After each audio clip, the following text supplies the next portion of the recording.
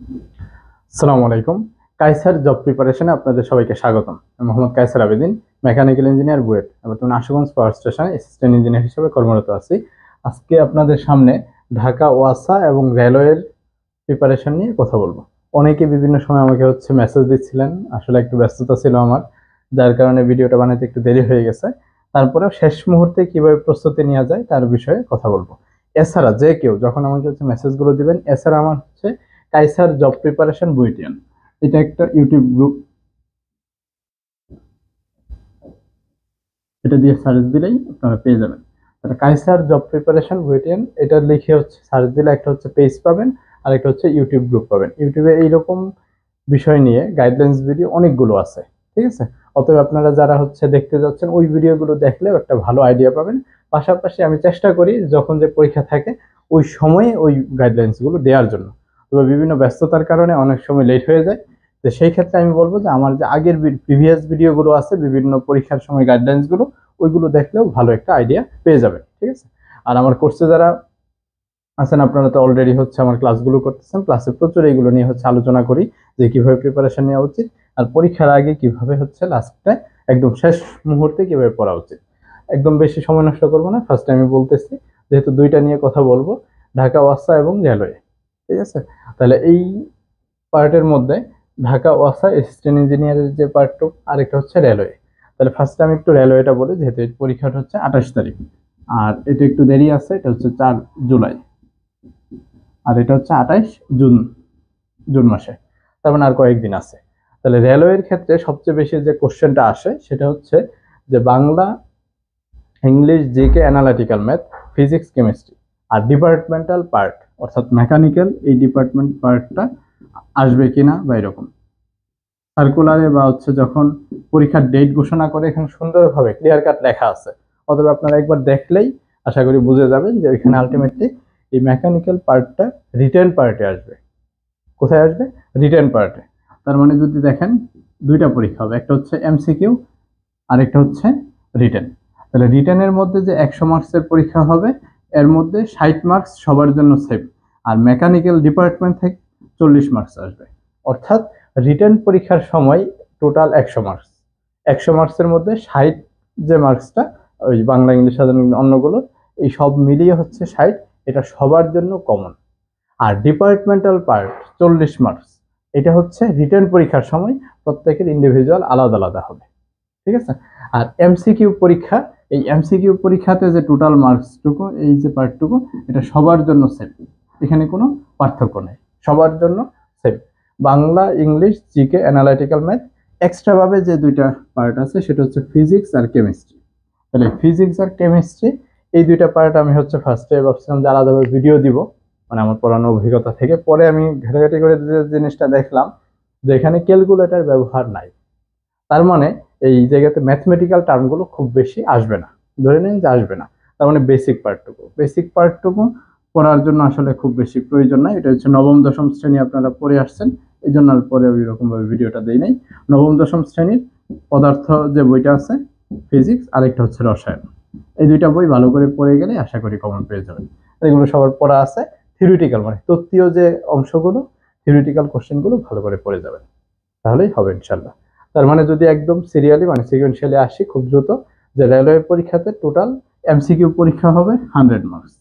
তাহলে 100 মার্কস পরীক্ষার মধ্যে আপনারা যদি খেয়াল করে দেখেন যে বাংলাতে 20, ইংলিশে 20, জিকে সাধারণ জ্ঞানে 20, আর অ্যানালাইটিক্যাল ম্যাথ 14, আর ফিজিক্স 13, কেমিস্ট্রি 13, এই তিনটা পার্ট মিলে বলতেছে টেকনিক্যাল পার্ট, ঠিক আছে। আর এগুলো নন টেকনিক্যাল।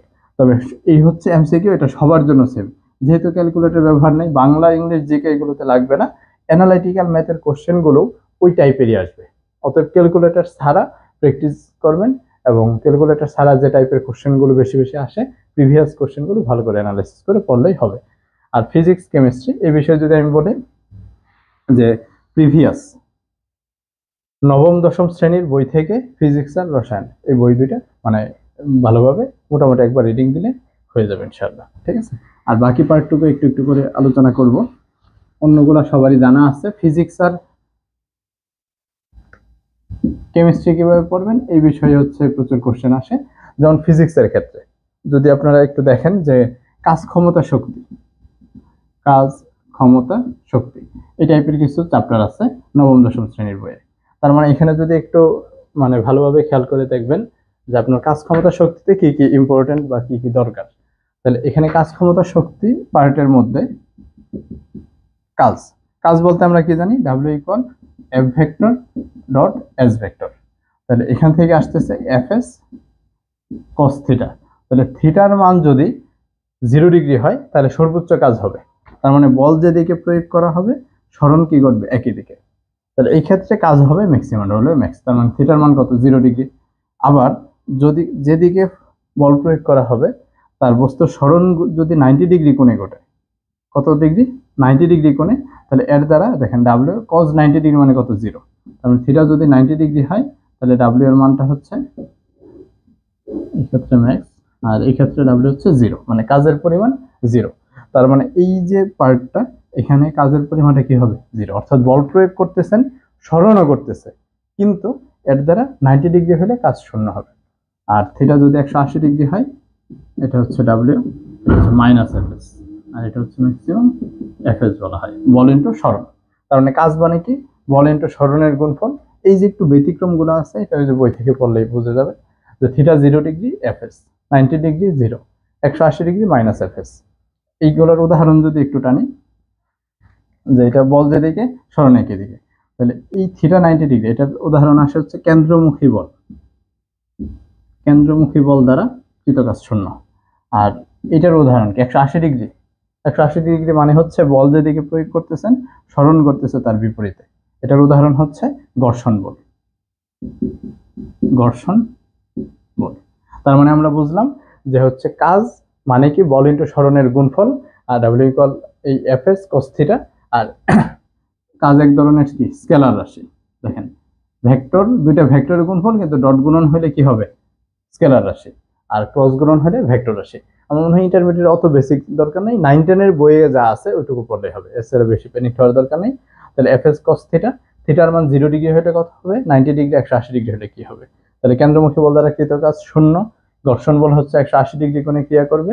আর যদি এরকম হয় যে একটা বস্তু আনুভূমিকভাবে চলতেছে আর অভিকর্ষ বল কাজ করে কোন দিকে, নিচের দিকে, তার মানে বস্তুর সরণ ঘটতেছে এই দিক বরাবর আর অভিকর্ষ বল ফোর্স নিচের দিকে, তার মানে কোণের মান কত 90 ডিগ্রি, তার মানে এটা হবে হচ্ছে 0। তার মানে আনুভূমিকভাবে যদি কোনো বস্তু চলাচল করে আর অভিকর্ষ বল দ্বারা কৃত কাজ কত হয় শূন্য হবে। তার মানে এই যে কাজ ক্ষমতা শক্তি চ্যাপ্টার, ভেক্টরের মধ্যে স্কেলার ভেক্টর কোনগুলো, তারপরে হচ্ছে ওই স্কেলার রাশি কোনগুলো, ভেক্টর রাশি কোনগুলো, বিশেষ করে হচ্ছে এই প্রাবল্য বিভব, বিভব হচ্ছে স্কেলার রাশি, প্রাবল্য হচ্ছে ভেক্টর রাশি, কেন হয় ওইগুলো একটু পড়ে নিলে হবে, ও কোনটার উদাহরণ কি।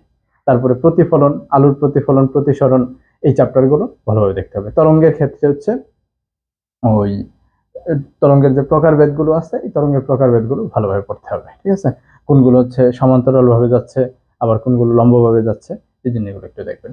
তার মানে সহজ কথা আমি যদি বলি পুরো চ্যাপ্টারটা পড়াচ্ছি না বা দরকারও নাই, যেহেতু থিওরিটিক্যাল কোশ্চেন আসবে ক্যালকুলেটর ব্যবহার নাই, সেক্ষেত্রে সহজ কথা হচ্ছে নবম দশম শ্রেণীর যে বইটা আছে ফিজিক্স, এই বইটা থেকে একবার রিডিং দিবেন, আর নবম দশম শ্রেণীর কেমিস্ট্রি রসায়ন এই দুইটা বই ভালো করে একবার রিডিং দিয়ে যাবেন। কেমিস্ট্রি থেকে কি কি ইম্পর্টেন্ট, কেমিস্ট্রি থেকে নিলস বোরের যে পরমাণু মডেল, তারপরে হচ্ছে রাদারফোর্ড পরমাণু মডেল, তারপরে অ্যাসিড ক্ষার কোনটা কি ধরনের কালার দেয়, ঠিক আছে, এই টাইপের জিনিসগুলো থেকে বেশি কোশ্চেন আসবে, ঠিক আছে। টোটাল 13টা কোশ্চেন, ফিজিক্সের ক্ষেত্রে 13টা কোশ্চেন। ফিজিক্সের সবচেয়ে ইম্পর্টেন্ট হচ্ছে যে ভেক্টর চ্যাপ্টার, কাজ ক্ষমতা শক্তি আর আলোর যে চ্যাপ্টারটা প্রতিফলন প্রতিসরণ, ঠিক আছে, এই 3টা চ্যাপ্টার সবচেয়ে ইম্পর্টেন্ট। আর এই কেমিস্ট্রির ক্ষেত্রে ওই যে পরমাণু মডেল যে চ্যাপ্টারটা আছে পরমাণু মডেলটা খুব ভালোভাবে হচ্ছে দেখতে হবে, আর অ্যাসিড ক্ষার, ঠিক আছে, অ্যাসিড ক্ষার রিলেটেড ইয়েগুলো, তারপরে সাবানের সংকেত,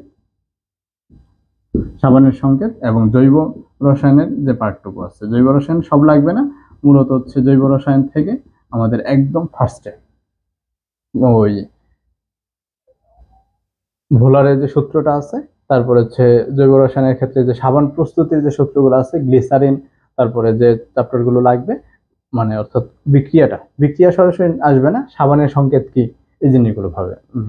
সাবানের সংকেতের নাম কি, সোডিয়াম স্টিয়ারেট, তারপর হচ্ছে ওই টোটাল সংকেতটার নাম কি, তারপর কোনটা অ্যাসিড, কোনটা ক্ষার, কোনটা দুর্বল অ্যাসিড, কোনটা সবল অ্যাসিড, ঠিক আছে।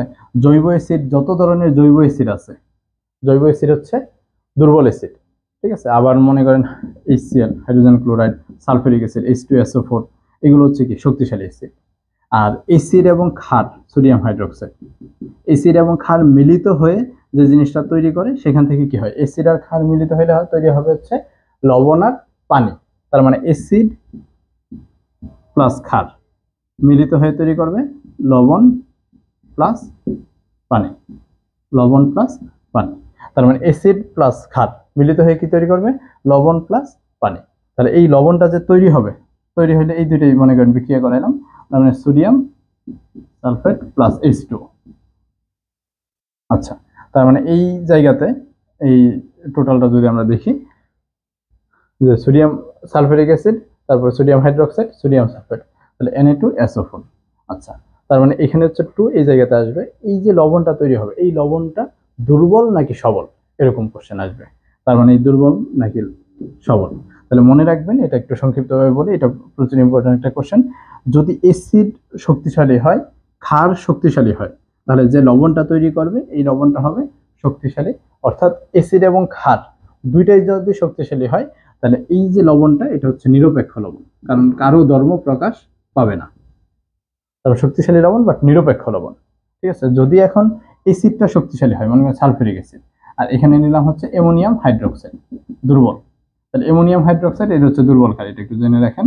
তাহলে সালফিউরিক অ্যাসিড আর এই দুইটা মিলিত হয়ে সবল অ্যাসিড, তাহলে এখান থেকে অ্যামোনিয়াম যে সালফেটটা তৈরি করবে, অ্যামোনিয়াম সালফেট, তাহলে এই যে লবণ, এই লবণটা হবে হচ্ছে এই কি ধরনের, অম্লধর্মী না ক্ষারধর্মী।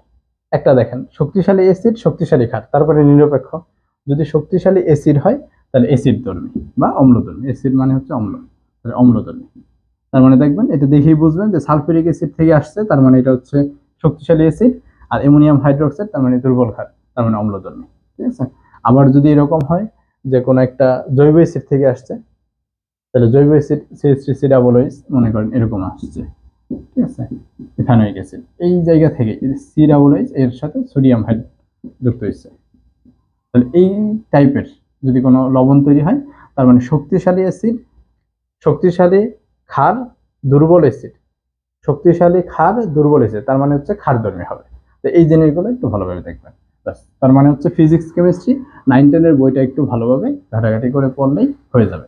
যে কয়দিন আছে, একদিন ফিজিক্স, একদিন কেমিস্ট্রি, খালি রিডিং দিবেন, একদম ফুল ফোর্সে মনোযোগ দিয়ে একবার রিডিং দিয়ে যাবেন, তুমি ম্যাক্সিমাম কোশ্চেন MCQ আকারে আসলে পেরে যাবেন। তবে অবশ্যই উলট পালট দাগায়েন না, 0.5 কিন্তু নেগেটিভ মার্কস, অতএব এটা মাথায় রাখবেন যে নেগেটিভ মার্কসটা যাতে খুব বেশি না খান, 0.5 এটা যাতে না আসে, অতএব একটু খুব সতর্কতার সাথে দাগাবেন। বাংলার ক্ষেত্রে সবসময় আমি বলি, বাংলা, ইংলিশ, তারপরে হচ্ছে এই জিকে আর অ্যানালাইটিক্যাল ম্যাথ ফার্স্ট কাজই হবে। এই রেলওয়েতে প্রিভিয়াস যে কোশ্চেন আছে, এটা একটু ঘাটাঘাটি করেন ওইখান থেকে। আর হচ্ছে BCS এ আসার যত কোশ্চেন আছে, 10ম থেকে 46তম, এই পার্টটুকুর BCS এ আসা সকল কোশ্চেন ভালো করে প্র্যাকটিস করবেন, এবং এগুলো একদম ঝাঁঝরা করে ফেলুন, কোনো কোশ্চেন যাতে মিস না হয়। তো এইভাবে যদি ভালোভাবে পড়তে পারেন, ম্যাক্সিমাম ইনশাল্লাহ কমন পেয়ে যাবেন।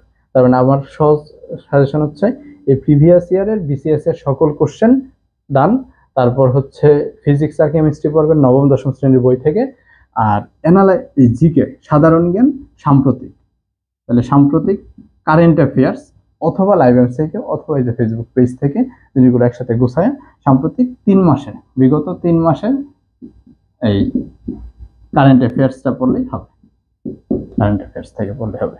তার মানে কারেন্ট অ্যাফেয়ার্স অথবা লাইভ MCQ থেকে, যেখান থেকে পড়েন কেন সাম্প্রতিক গুলো পড়তে হবে। তবে এই যে ফেসবুকে ঘাটতে গিয়ে মানে আপনার সময় যাতে নষ্ট না হয়, একটা গোছানো কোনো একটা শীট থেকে খুব দ্রুত 3 মাসের একবার রিডিং দিয়ে পড়ে ফেলবেন, ঠিক আছে। আর ইম্পর্টেন্ট জিনিসগুলো মোটামুটি বুঝেন, যে অর্থনৈতিক সমীক্ষা, তারপরে রিসেন্ট যে অন্যান্য জায়গায় কোথাও প্রেসিডেন্ট নির্বাচিত হইলে, কোনো পুরস্কার ঘোষণা করলে, এই জিনিসগুলো। আর রিসেন্ট একটা ইস্যু আছে, এই ইরান ইসরায়েল যুদ্ধ, এছাড়া রাশিয়া ইউক্রেন যুদ্ধ, যুক্তরাষ্ট্র, অন্যান্য চীন, ভারত পাকিস্তানের যুদ্ধ, এইগুলো নিয়ে কিছু কোশ্চেন আসতে পারে। অতএব এই টাইপের সাম্প্রতিকগুলো একবার চোখ ভোলা যাবে। তার মানে সাম্প্রতিকের জন্য জিকে আর প্রিভিয়াস বিসিএস এর সকল কোশ্চেন ফিজিক্স কেমিস্ট্রি নবম দশম শ্রেণীর বই, এইটুকু একবার ভালোভাবে রিডিং দিয়ে মাথার মধ্যে নিয়ে যান। খুব বেশি প্যানিক হবেন না, পরীক্ষার সময় ঠান্ডা মাথায় দাগাবেন, যেহেতু 0.5 নেগেটিভ মার্কস, অতএব অতিরিক্ত দাগানো যাবে না। এমনভাবে দাগাবেন যেগুলো একদম পারেন ফার্স্টে দাগায় ফেলবেন একটানা, আর যেগুলো পরে কনফিউশন মনে হবে দাগ দিয়ে যাবেন মিডিয়াম লেভেলের, অর্থাৎ 50-50 যেগুলো বা 60-70% মনে হচ্ছে হবে, ওইগুলো দাগায় ফেলবেন। আর 50%-এর নিচে যেগুলো মনে হবে যে এটাও হইতে পারে, ওইটাও মানে সবকিছু, ওইগুলো দাগাবেন না, ওইগুলো টোটালি স্কিপ করবেন, কারণ কম দাগানোতেও লাভ আছে। অতএব মানে বেশি অতিরিক্ত দাগাইতে গিয়ে যাতে নেগেটিভ খেয়ে আবার নাম্বারটা কমে না আসে, ঠিক আছে, এটা একটু খেয়াল রাখবেন। ওকে, আর ঢাকা ওয়াসার এটা নিয়ে আর নতুন করে বলতেছি না, সময় অনেক হয়ে গেছে, জাস্ট অল্প কথাই বলে দিচ্ছি যে ঢাকা ওয়াসার এটা হচ্ছে ডিপার্টমেন্টাল মেকানিক্যাল পার্ট, এটা হচ্ছে 50 মার্কস, আর বাংলা ইংলিশ সাধারণ জ্ঞান অ্যানালিটিক্যাল এটা হচ্ছে 20 মার্কস, অর্থাৎ ডিপার্টমেন্টাল পার্টই সবচেয়ে বেশি আসে। এই টাইপের আরো গাইডলাইন্স ভিডিও আমার হচ্ছে ইউটিউবে আছে, আপনারা একটু দেখে নিন যে ডিপার্টমেন্টালে কি কি জিনিস ইম্পর্টেন্ট, এটা দেখবেন। তবে ঢাকা ওয়াসার জন্য সবচেয়ে ইম্পর্টেন্ট হচ্ছে এই 3টা পার্ট, ফ্লুইড মেকানিক্স, তারপরে হচ্ছে সলিড মেকানিক্স, ঠিক আছে, ভেক্টর মেকানিক্স। তার মানে fluid mechanics, solid mechanics, vector mechanics, এই ঢাকা ওয়াসার কোশ্চেন প্যাটার্নে মেকানিক্স চ্যাপ্টার থেকে সবচেয়ে বেশি কোশ্চেন আসে, ঠিক আছে। আর হচ্ছে থার্মোডাইনামিক্স, থার্মোডাইনামিক্স বেশ, তার মানে ফ্লুইড, সলিড, ভেক্টর, এই 3টা চ্যাপ্টার আগে শেষ করেন, তারপরে থার্মোডাইনামিক্স, হিট ট্রান্সফার, এগুলো পড়বেন। আর ড্রয়িং তো অ্যাজ ইউজুয়াল আসেই, ঠিক আছে। তার মানে আমার কথা হচ্ছে এই মেকানিক্সের 3টা চ্যাপ্টার ফার্স্টে গুরুত্ব দিয়ে পড়েন, এটাতে ওয়েটেজ সবচেয়ে বেশি হচ্ছে ডিপার্টমেন্টাল, অতএব ডিপার্টমেন্টাল পার্টটা খুব ভালোভাবে শেষ করে ফেলেন। আর বাংলা ইংলিশ সাধারণ জ্ঞান, জিকে অ্যানালিটিক্যাল ম্যাথ, এটার জন্য যারা আগে থেকে প্রিপেয়ার্ড আছেন ওইভাবে প্রিপারেশন নেবেন। আর যাদের প্রিপারেশন অনেক কম, যেহেতু ওয়েটেজ কম, আপনারা হচ্ছে বিগত বিসিএস এর প্রশ্ন, বিগত বিসিএস এর প্রশ্ন 10ম থেকে 46তম, এটা একদম ঝাঁঝরা করে ফেলবেন এই পার্টটুকু শুধু।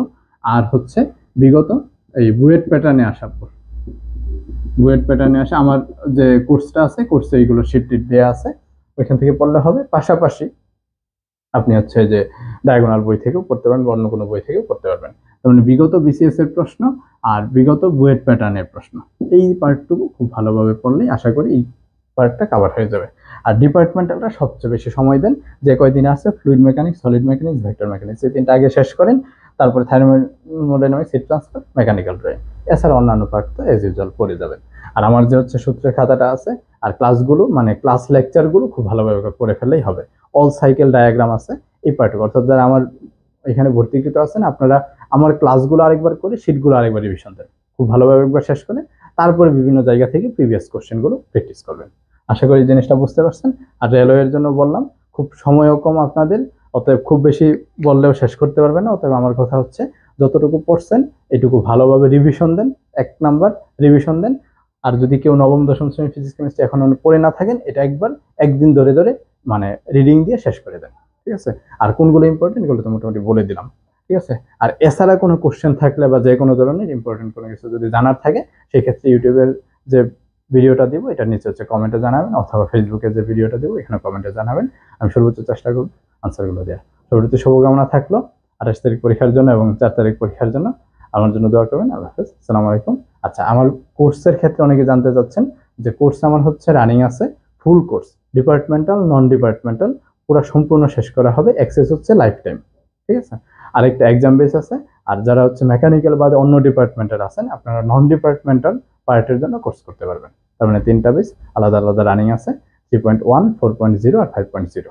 আর কোর্সের বিস্তারিত জানতে, কত টাকা কোর্স ফি বা ওভারঅল কিভাবে শেষ করা হবে এই বিষয়ে জানতে আমার পেজে নক দিন, কাইসার জব প্রিপারেশন বুয়েটেন, এই পেজে নক দিন, অথবা হোয়াটসঅ্যাপে নক দিলে হবে, তবে পেজে নক দিলে সবচেয়ে ভালো, হোয়াটসঅ্যাপে আমি সবসময় অ্যাভেলেবল থাকি না। সবাই শুভকামনা থাকবে। আল্লাহ, আসসালামু আলাইকুম।